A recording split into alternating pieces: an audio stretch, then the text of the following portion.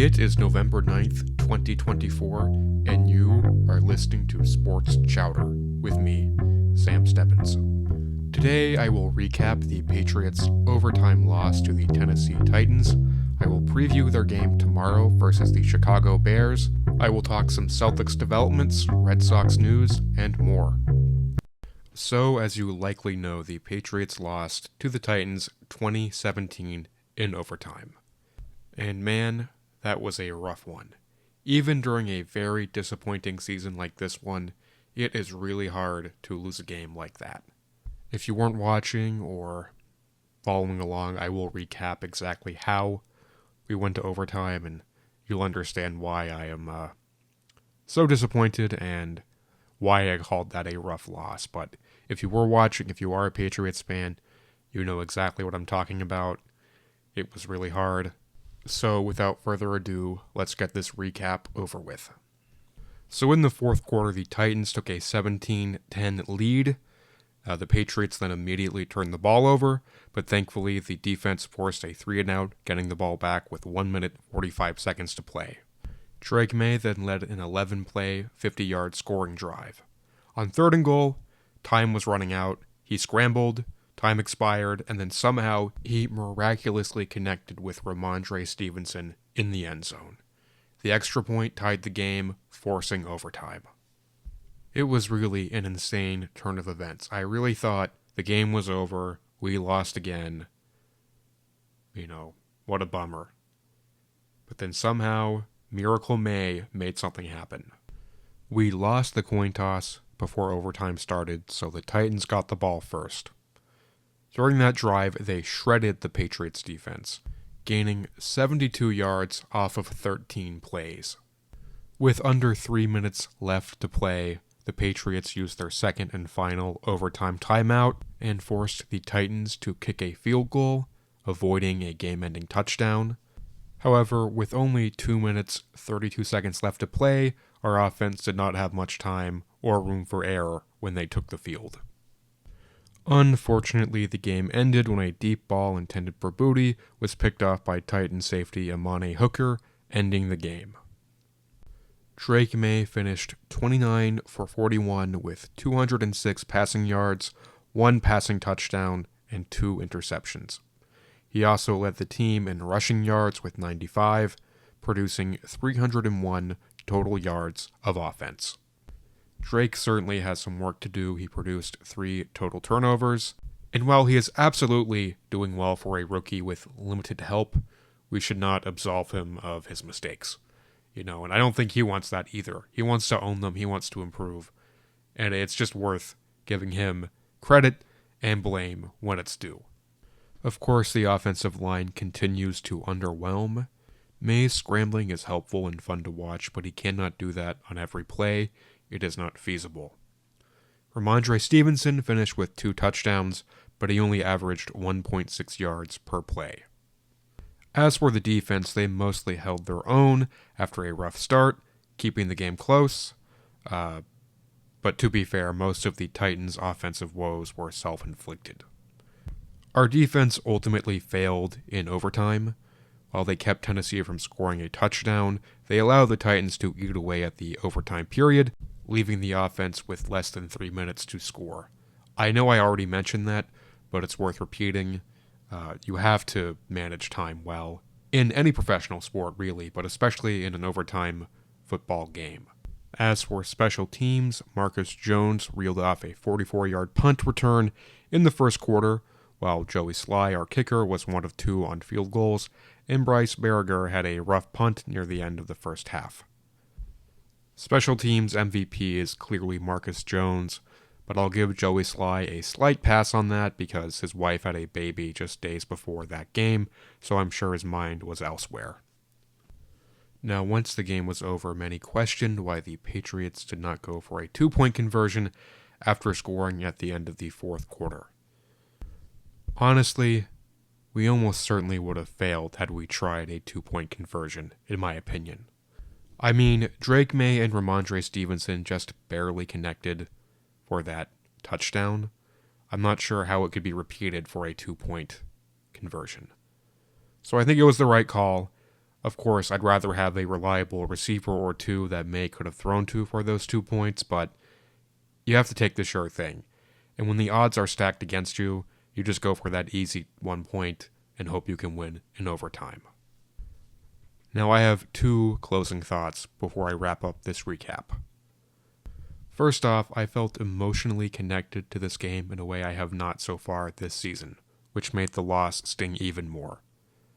Now, let me be clear, I always care about the Patriots. I'm always invested in their success. I was very happy to watch them win in Cincinnati and then beat New York a couple weeks ago. I was really excited when Drake May got to have his first start and all that good stuff. However, this game, my heart rate was up. I was really invested. I really thought if we get this win, it will be a turning point, even for this season. I'm not saying a playoff run, that's not really possible, but we could win more games, show people we're better than we were at the start of this season. And then we lost, and it was painful. However, it is a bittersweet thing, It's nice to really feel deeply about a game again.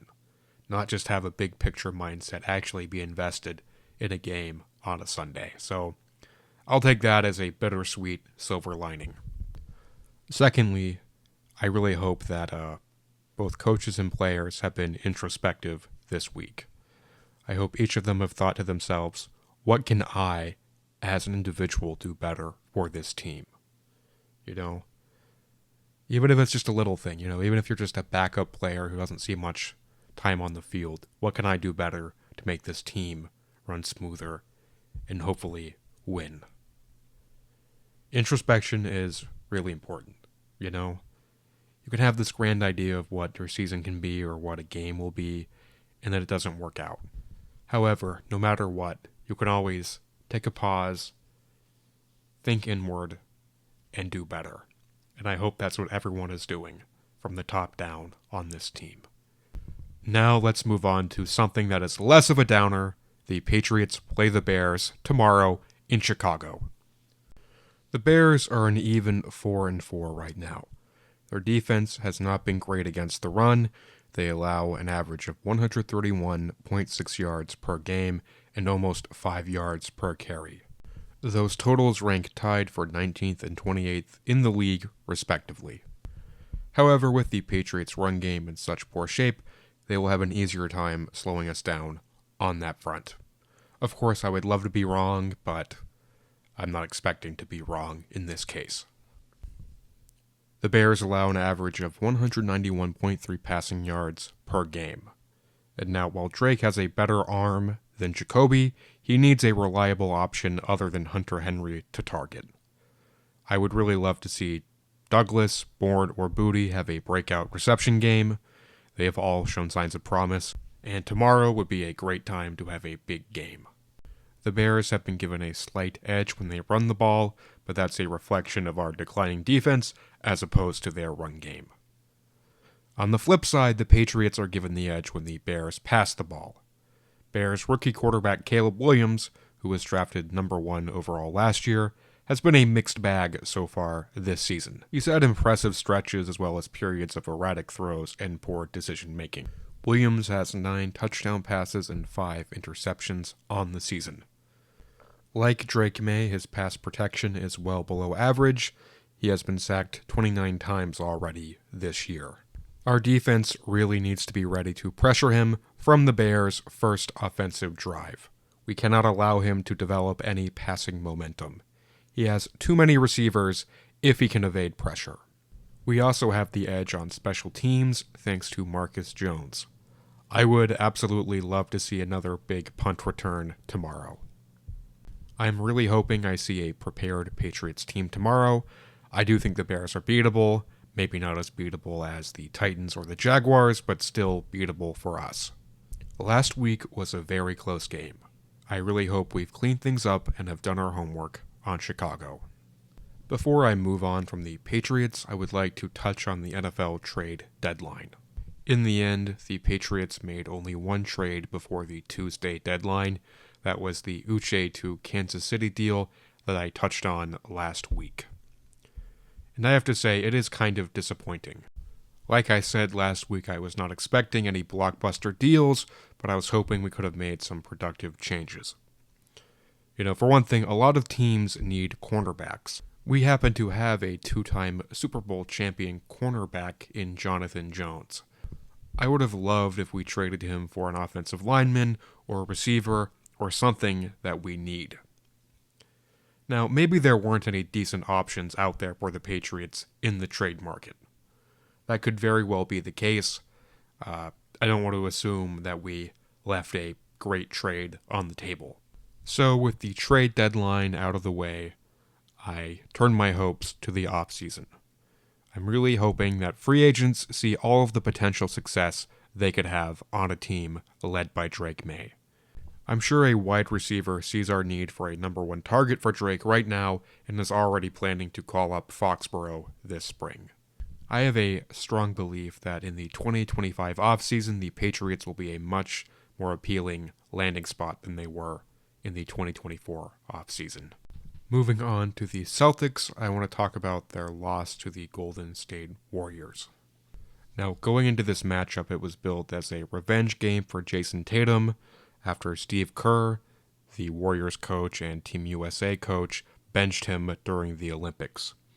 However, the Celtics lost 118-112. Unfortunately, Jaylen Brown was out, which probably did not help things. Now, one key issue was that the Celtics had a hard time containing Steph Curry, who scored 27 points along with recording 9 assists and 7 rebounds. Wiggins and Hield on the Warriors had 16 points apiece. Golden State really plays an aggressive style of defense, and the Celtics had a hard time overcoming that. As for Jason Tatum, he had a difficult first half, and he was the cause of 4 of 10 Celtics turnovers. Not good. However, he came alive in the third quarter with 17 points, finishing with 32 overall.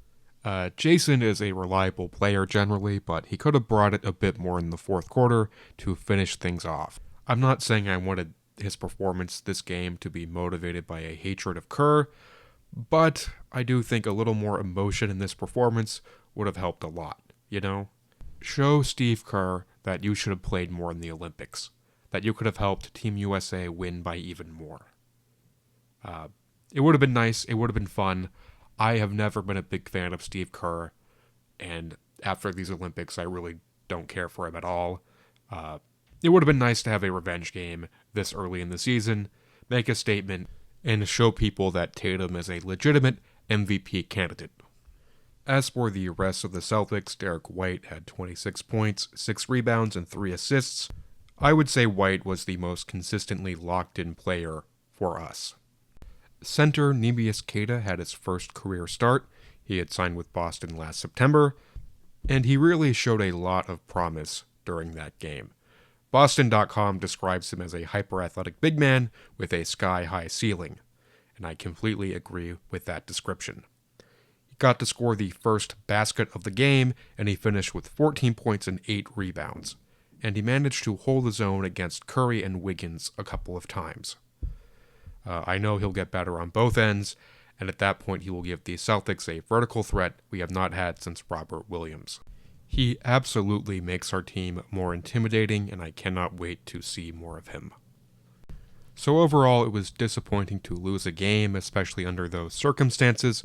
We are 7-2, the exact same record we had at this time last year, and we all know how that season ended.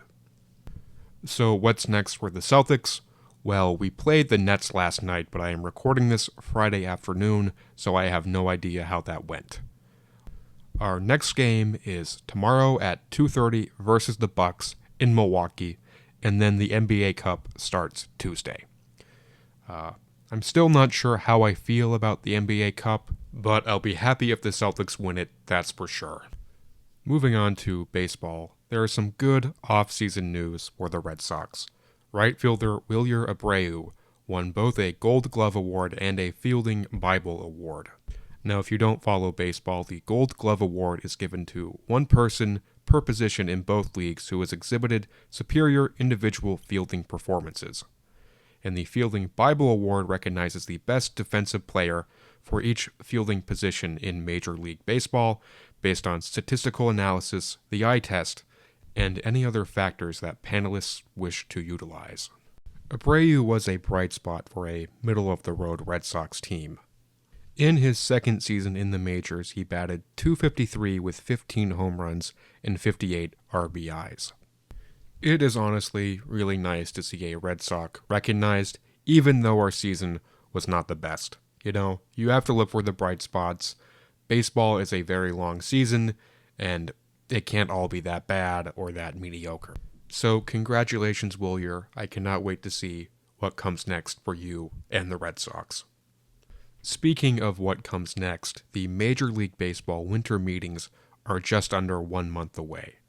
Now, these are always interesting. A lot of big trades and contracts come out of them, and I'm really excited to see what happens. Now, I'll be talking more about the Juan Soto sweepstakes in the coming weeks. Now, if you don't follow baseball, Juan is a 4-time All-Star outfielder whose contract just expired after 1 year with the Yankees. Soto finished 2024 batting .288, which was good enough for 9th in the American League. He also had 41 home runs, 109 RBIs, and 129 walks. Juan Soto has said he is open to any team that will properly compensate him. So in theory, the Red Sox could sign him. Now, I'm not getting my hopes up, but the door is open, even if only slightly so.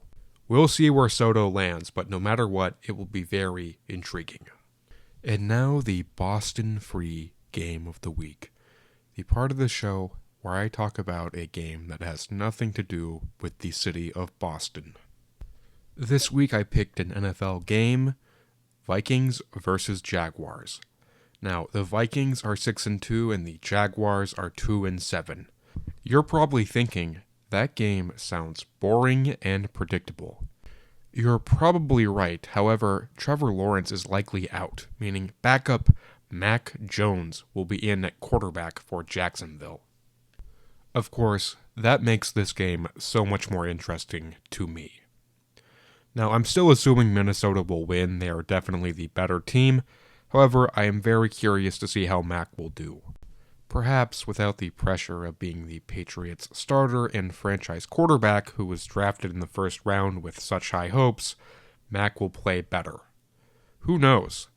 Anything could happen in the NFL.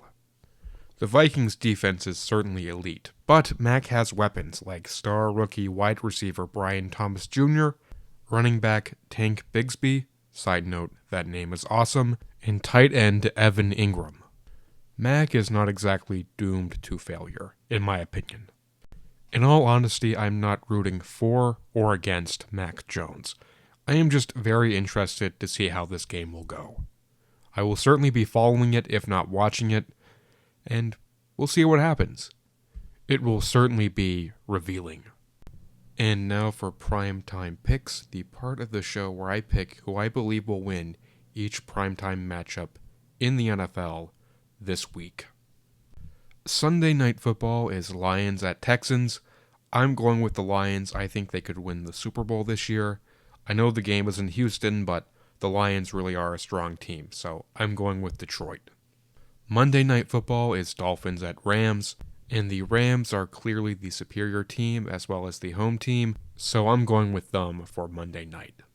Week 11 kicks off with Thursday Night Football, Commanders at Eagles.